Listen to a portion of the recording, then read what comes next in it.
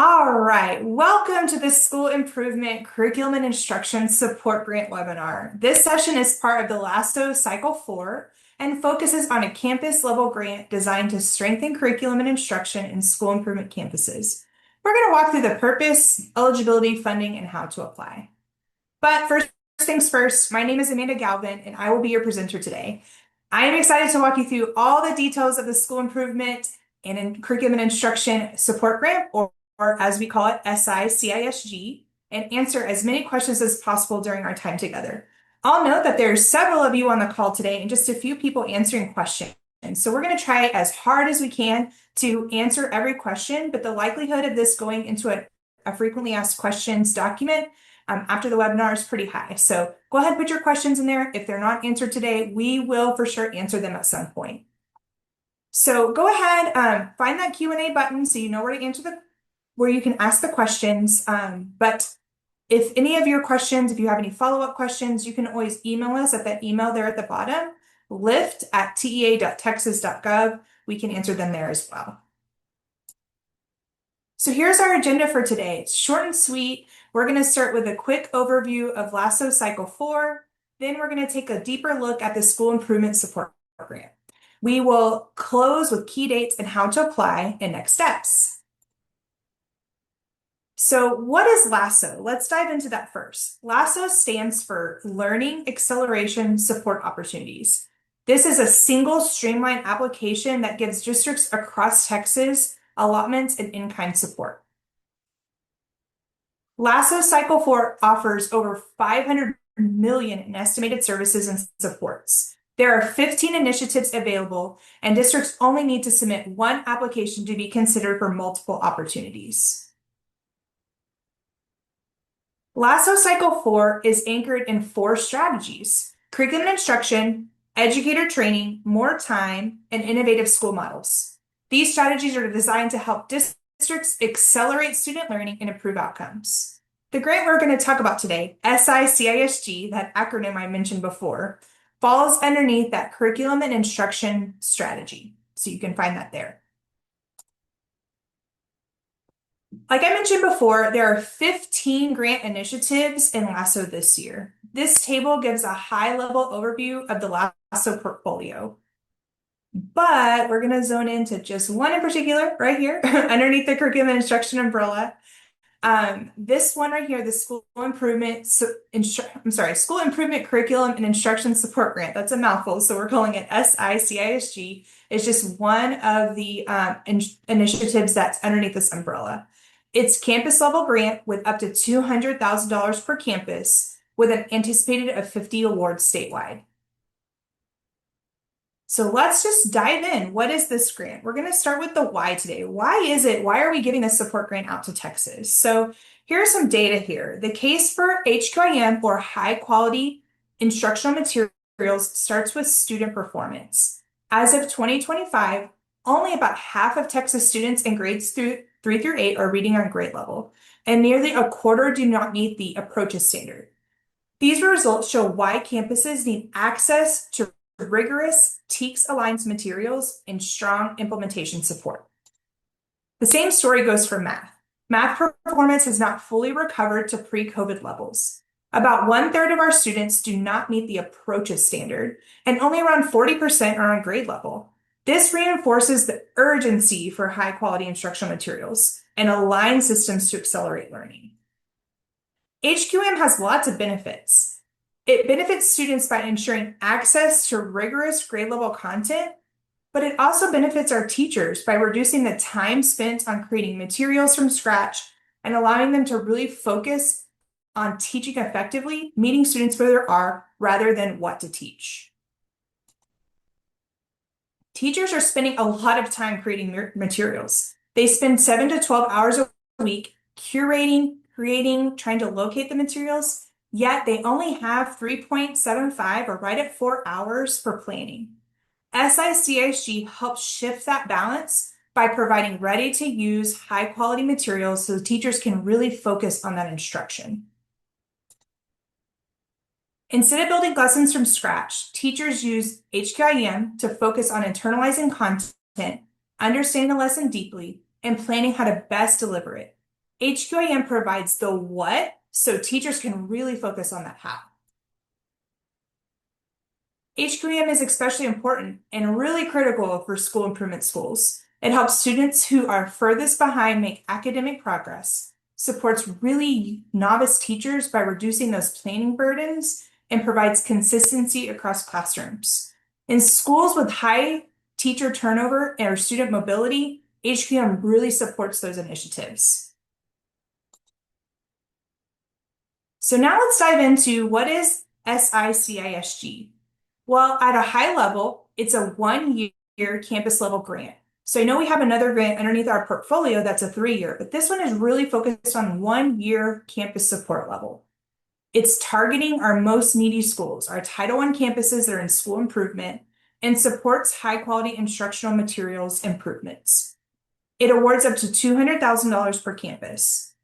The School Improvement Curriculum and Instruction Support Grant is a 1-year campus-focused grant, like I mentioned before. It's designed to strengthen all of the campuses, and it targets those Title I campuses identified in CSI, ATS, TSI, and supports the implementation of high-quality instructional materials.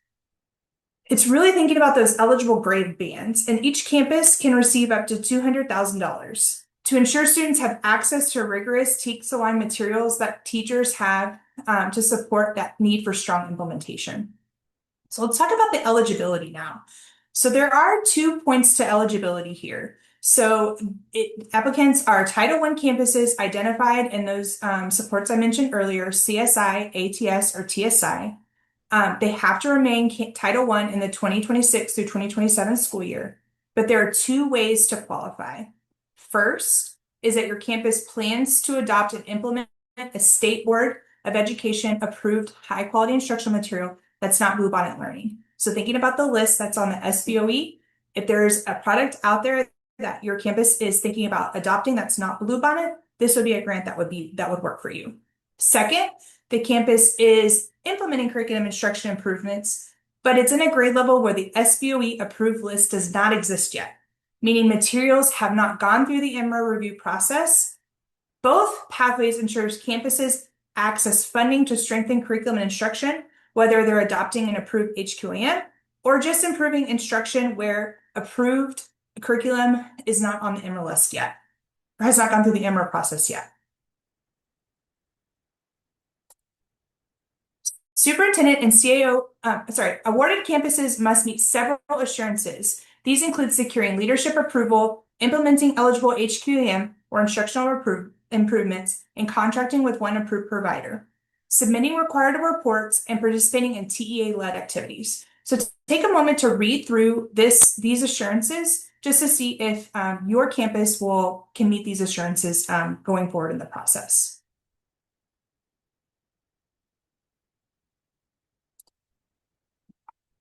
Applications are scored using a tiered system, just like other LASO grant applications. When we look at each of these priorities, we're using priority tier 1 through tier 3. Priority tier 1 includes CSI campuses, followed by ATS and TSI. Within each tier, campuses are ranked by star scores from the lowest to highest. Additional factors like calendar length, feeder patterns may influence prioritization. On there, we note that there are 165 days. So districts that have 165 days or more are prioritized. The reason why is HQIM scope and sequence is typically built on a 165-day instructional calendar. So we really want to put those supports in place for teachers to ensure that they have the time allotted to support students with really implementing HQIM with fidelity.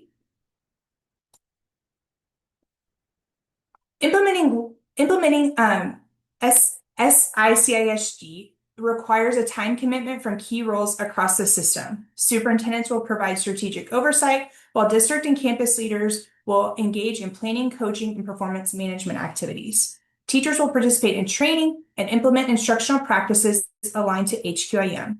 These commitments ensure the program delivers impactful, meaningful, and sustainability. So if you take a look at these roles, it gives an overview of what each role will have in this process within the grant. But know that if you are a smaller district that may not have this role, you may have another person in your district that has a different title that wears that hat, and they will also be a part of the grant. Each campus participating receives up to $200,000, and at least 70% of the funds will go to an approved provider. There are no cost share requirements, and we anticipate about 50 awards to be statewide.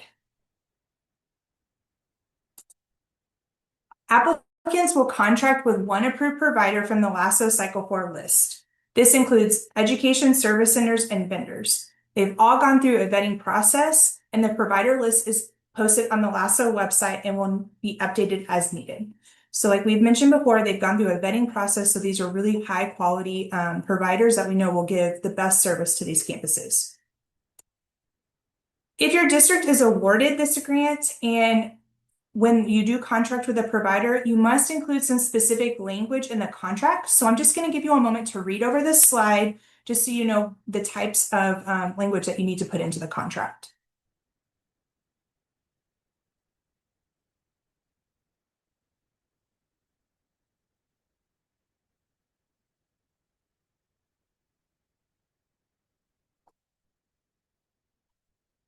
So our path forward, as you move forward, just review the eligibility and prioritization guidelines and just determine if this is a good fit for your districts or your campus. Begin by identifying those campuses and potential providers. Preparing early will really ensure a smooth application process, and our window is currently open. So let's talk more about what that timeline looks like. So looking at this timeline, the application window opened October 3rd and it closes December 3rd at 5 p.m. So that's a key date to remember, write down on your calendar. When I said a path forward to work with your instructional team, instructional leaders, you want to make sure that you're doing it within this timeline, because on December 3rd at 5 p.m. that application closes. After applications close, scoring and interviews will run through January, and awards are anticipated February 2nd. TEA emailed out unique link applications to superintendents back on October 3rd.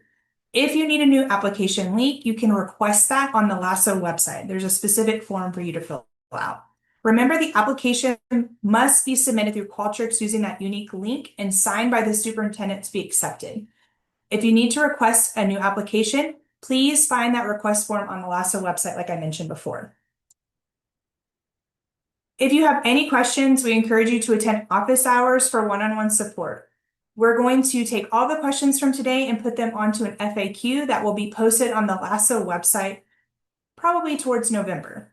You can also email laso@tea.texas.gov if you have any application-specific questions. If you have any programmatic-specific questions, right here at the bottom is our contact email, lift@tea.texas.gov. We're happy to answer any questions that you need to help you through this application process. LASO uses a competitive grant process. Change requests and declines are not standard and will be considered on a case-by-case basis. A quick note that LASO operates on a competitive grant process like I mentioned before. So applications windows will open again on October 3rd. A unique link was sent, and it will close on December the 3rd. We're going through program-specific webinars. So if you went through this webinar today and you have somebody that you think would benefit from this information again, we will post again in a later date in October. You can find those all on the LASO website.